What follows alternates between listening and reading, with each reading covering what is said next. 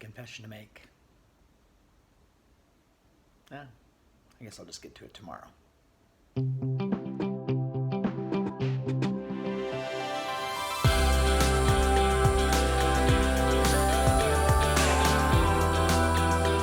it's my turn to interview you. And so... Oh, like I did in my yes. fat chat. Yeah, so if you haven't seen the Fat Chat, I highly recommend the Fat Chat. In fact, this guy's going to chat about some of his fat pretty soon. What do you think is my single greatest weakness? I don't want to answer this. Yeah. Can I tell you what I love about you first? No. No, we're diving into the deep end here. We're cutting down to the quick. I really like him. Can I at least say No, that? don't soften the blow. Yeah, no, just so you can tell me all the fantastic things about me afterwards. Okay. What's the question again? So what is my single greatest weakness? Oh my gosh. And Yeah. I have to say no. Is that many to choose from? She's like, oh gosh. Well, there's. No, the one that comes to my mind, because it's probably the one I've been hurt by a lot, is maybe being a man of your word. I have a confession to make. I don't know if you know this. And so, bear with me here. Okay. This might be shocking news for you. Shocked. But I have a bit of a procrastination problem. Oh. And so this is my confession Okay. of a proficient procrastinator. What's proficient? You're good at it? I'm good at it. Okay. Yeah. I used to be in the minor leagues, but now I'm a procrastinator. There have been some really hurtful conversations we've had about this. We've been married almost 20 years. How long has this been an issue for me? Is this like something that cropped up in year 5, hit you out of the blue? Or maybe when did you see like the earliest sign of you're like, oh, here we go. I remember when we first met, he was in an internship program and he showed me his house and I walk into the bedroom and I'm like, this looks good. Like he's a clean guy. That is a bonus. So I was really excited about that. And then when he moved out and we started to date, I went over to his house to pick him up and it was knee high, no joke, of all of his clothes all over the floor. Everywhere. And I'm like, well, what's going on here? He's like, oh, I've been too busy. Da, da, da. So I was like, okay, let's go to the laundromat. And we handled it. I seen you pretty early on. As we're going through these confessions, there's a lot of things going on. I think first and foremost for me, the biggest hope is that I'm self-disclosing. And so it is about my journey and my journey to whole and what things are happening. And I hope to share successes. I really, really hope to share successes. But I also want to be honest about where I'm failing. But I also, when I learn something, I'm a teacher at heart. And so I want to teach too. I want to tell you all about what I've learned. I want to give you advice. And so sometimes, I hope it doesn't come across that I think I'm an expert. But if I'm really excited about something, I will think about it and teach it. And so I'm actually really proud of you for even going here. That's a big deal. Yeah, it's not fun. We've shared before that he wants to please. Like his heart is to please, and which is rad. I've been very thankful for that.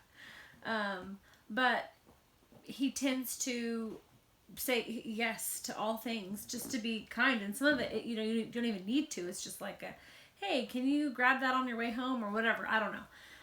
So I just found myself over 20 years getting a lot of yes answers when it might have even been impossible to answer yes, or too many yeses have piled up. There was always reasons. I think what might have hurt the most would be having a reason, having an excuse, I guess, for all the reasons why you didn't do those things. I remember saying before we had Kayla, our daughter, I said, you can not follow through for me. You don't have to be a man of your word for me, but please be a man of your word for your kids, because they want to know they have a dad that they can count on. Seeing them get let down a little bit has been hard too. So yeah, I think it's honest to say it's affected every area of my life. I don't like telling people this though. It's so hard. I know got really strong shoulders. I just And a don't lot of wanna. Kleenex. The important part here is not drudging up all of my mistakes. Yeah. Because that doesn't do it any good.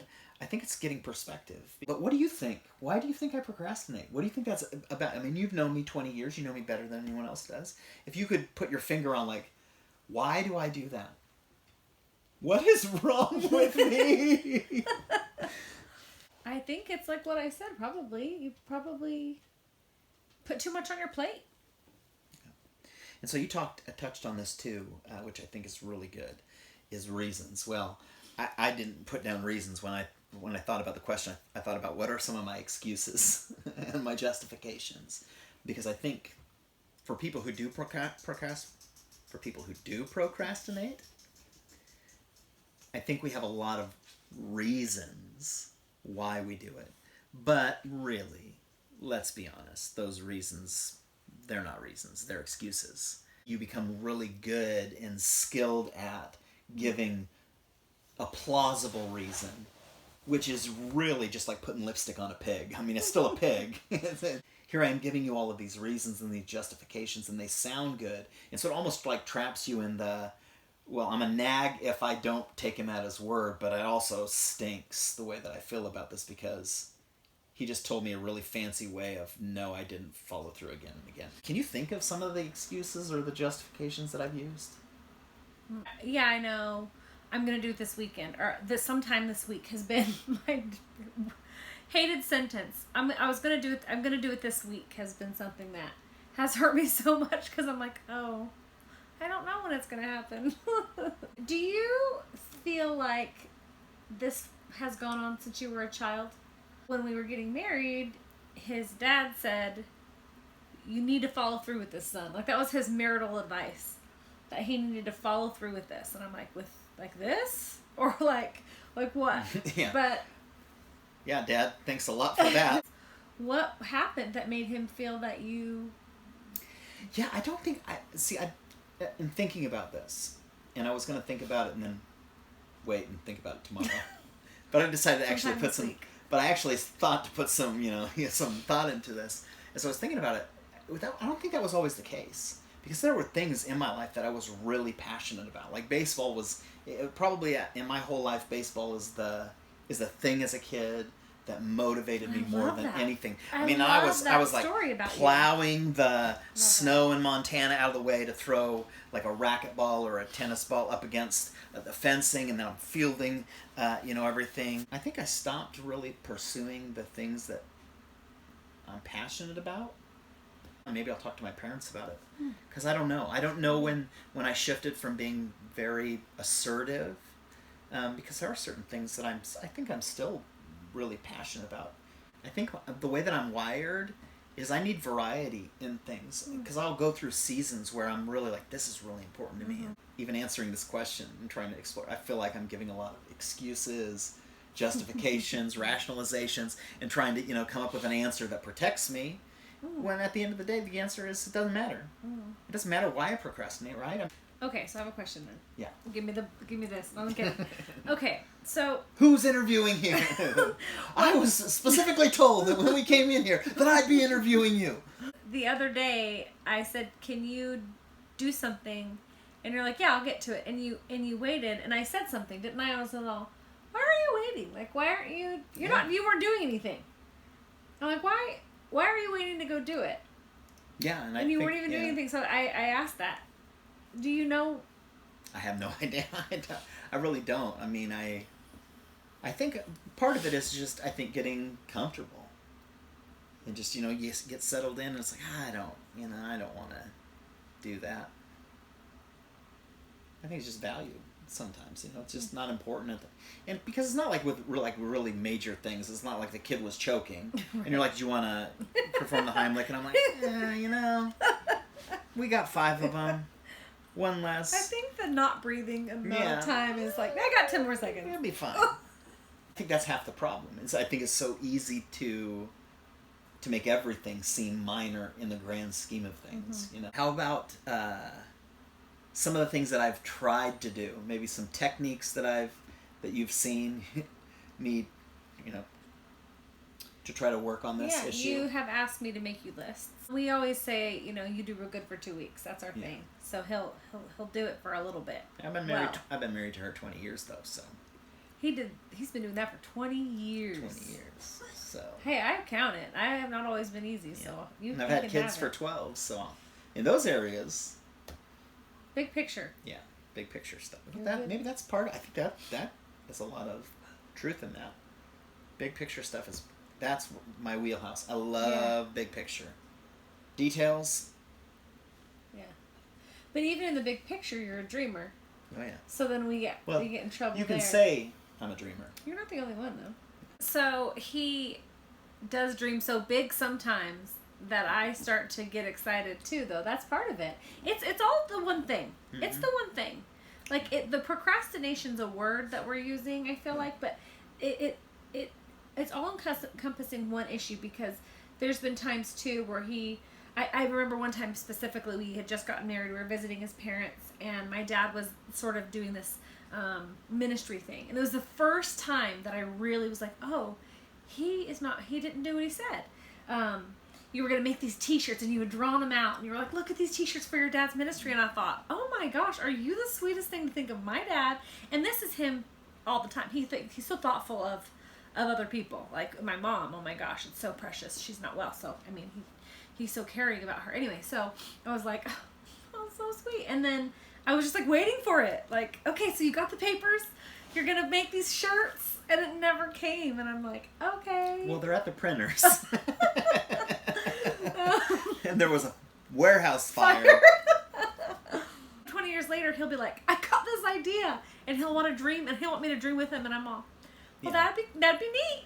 It's all, dreaming big and wanting to do say yes to everything. It's all almost from a good place, right? Most of it. I mean, some of it might, like you said, I just didn't feel like it. Yeah, and so I think that is absolutely true, because I think for me, what I would say the biggest problem is wanting to say yes to everything, and it seems altruistic, right? It seems What's like that word mean? It means like for like really nice purposes to help others out. Like I've got this, like wow, I'm such a stand-up guy, but I think that's the problem is.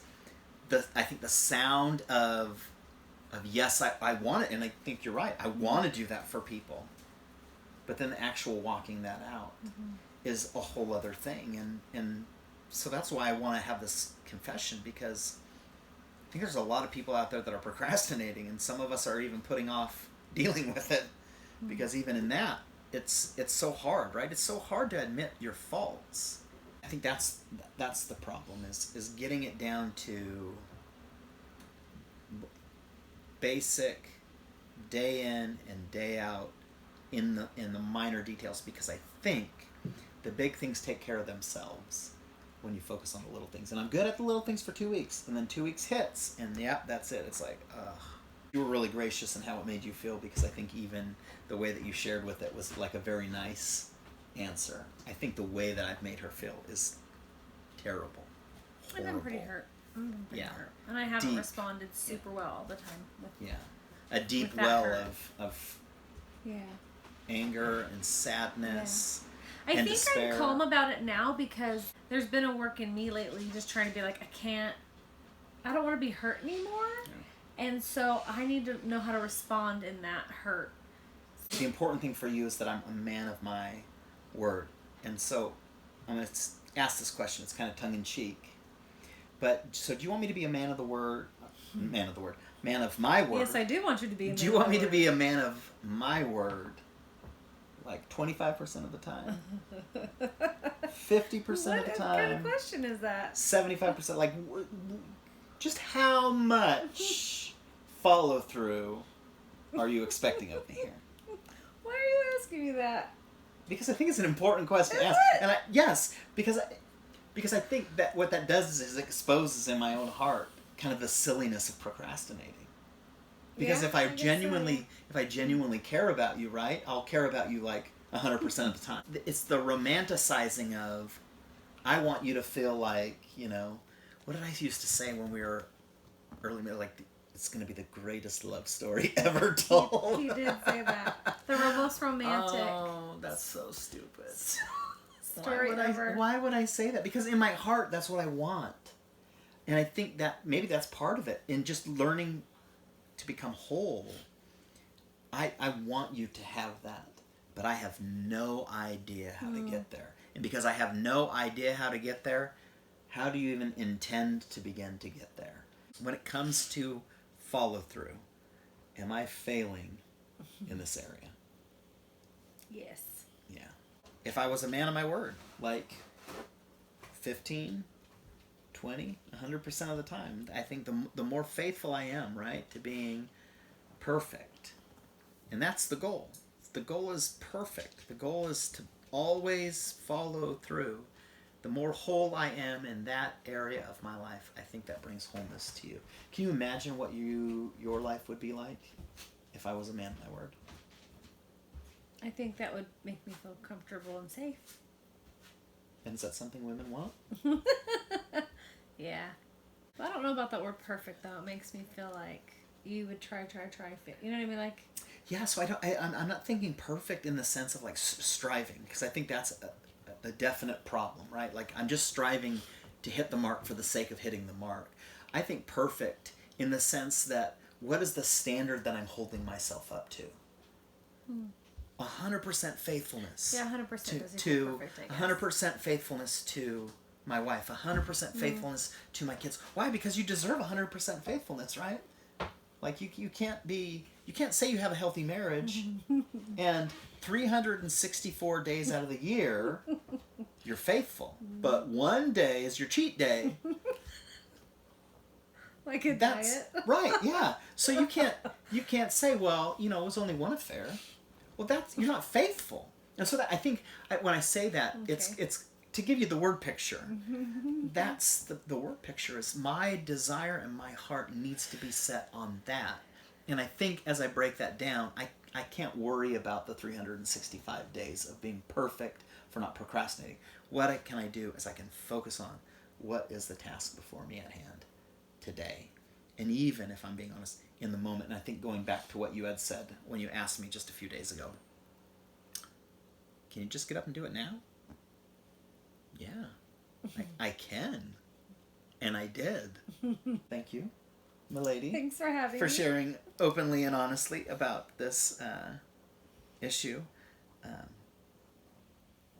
I'm going to be the best person at never procrastinating ever that the history has ever seen once I start.